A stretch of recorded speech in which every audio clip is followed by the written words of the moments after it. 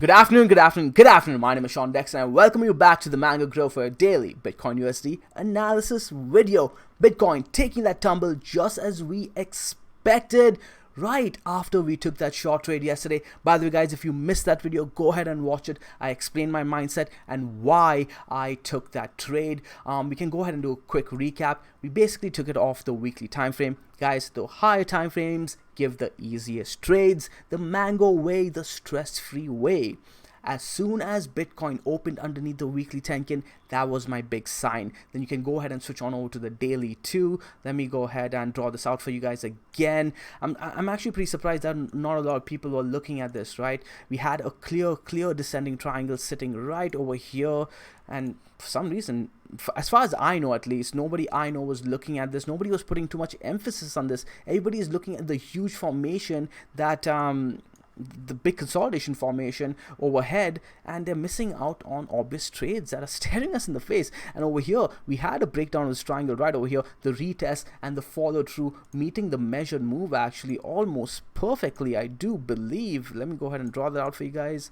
And yup, right over there, guys, right over there. So as soon as the day closed, or rather this morning when I woke up and the daily candle closed, I was like, you know what, this is enough for me for now, because there are other indications showing me that we may be seeing a bounce. And I took my profits, right? I took my profits by hedging my trade, and then I was looking to see if there was a long opportunity, because Bitcoin does tend to bounce. So in yesterday's video, I gave you guys the bull case and the bear case, right? I took the bear side of the trade yesterday, where I took my short because of the higher time frames. All the higher time frames were looking pretty nasty. I talked about it yesterday. Go ahead and watch that video, guys, please. The 4-day, the weekly, the 2-day, and that's why I took the short trade. But now I'm looking at the bull case for my long trade, and over here I'm looking for a bounce. So what was the bull case? Let's go back and switch to Coinbase, and we were looking at this wedge over here, right? If you guys do remember. If you guys haven't watched it, you can go ahead and watch it. So Bitcoin did come and close right over that wedge, which is why it got me wondering, could we be seeing a bounce over here? So I went ahead and looked at the lower time frames, and what prompted me to take my long somewhere around 9,650-ish, Bitcoin sitting in 9,700 at the time of this recording now, the Mango Wine indicator. And the Mango Wine, for those of you who have been following it and have access to it, you guys know it has been calling the moves very well, right? Giving you a short entry over here at around 10,000-ish, and then again over here-ish if you missed the first one, 10,048, and then finally if you missed both of these on this big pump here, right, this big FU move towards the upside, gave you one more entry right over there, right? If you guys know how to use this, of course. Now, if you guys have access to the Mango Wine, you guys also do have access to the accompanying videos, and you guys know what the yellow sign means over here. When you flash yellow, it's a warning to be like, hey, you know what, maybe it's time to hedge your trade, perhaps get out of your trade altogether and look for a bounce opportunity. Now you can play this in many ways. You can use it as a simple warning sign if you want, look at it as a reversal sign. It's up to you. To me, with the wedge, with the fact that we were resting on the wedge and closing multiple candles right over the wedge, every wick, right, was going underneath the wedge but closing above. The candle was closing above, candle closing above, candle closing above. All of these, this accompanying with the wine, accompanying with the fact that we had met our measure moved on the daily descending triangle too. Let me go ahead and pop that up for you guys again, just so you guys know what I'm talking about. It was on the XPT chart right over here, right? So what do we have? The measured move was met on the descending triangle.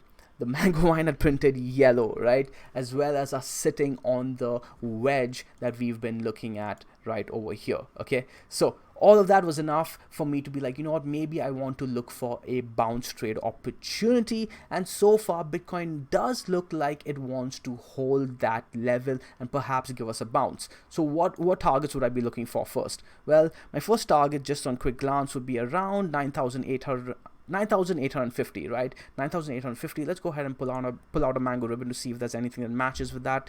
Yes, we do have the 10 SMA coming in at 9,827, but I do think that's going to come down even further very soon, perhaps press down at 9,800. So if Bitcoin can close over the 4-hour 10 SMA, I'll be looking for that move towards the 10-kin and the 21 EMA, sitting now at 9,866, perhaps coming down to 9,850. So 9,850, in my opinion, will be the big pivot point. If Bitcoin can close multiple 4-hour candles above that, then I'll be looking for further upside, perhaps to the top of this wedge over here.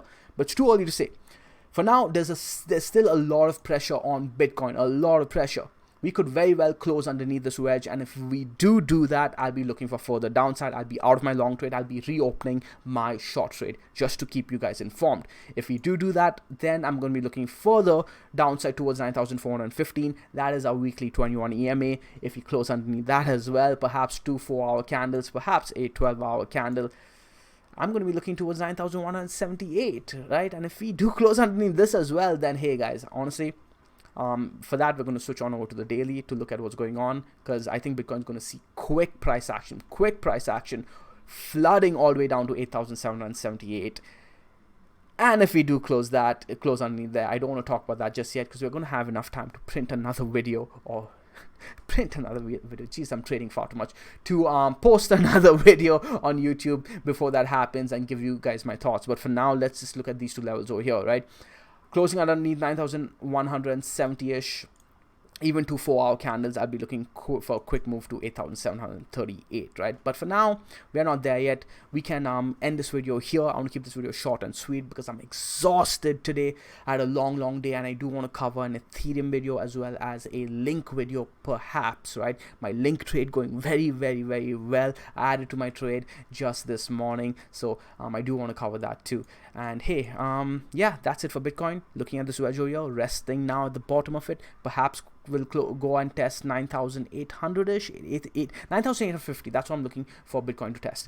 If we can close above that, for the upside. If not, hey, we'll take it from there. Hope you guys enjoyed this video. Throw it a like, throw it a subscribe, throw it a share. And if you've not joined the Mango Telegram group yet, now's your chance, because we have reopened it. We had closed it previously, but we removed a few members who are inactive, back down to under 400. We're going to close it again as soon as we reach 400. So join the Mango Telegram group while you can.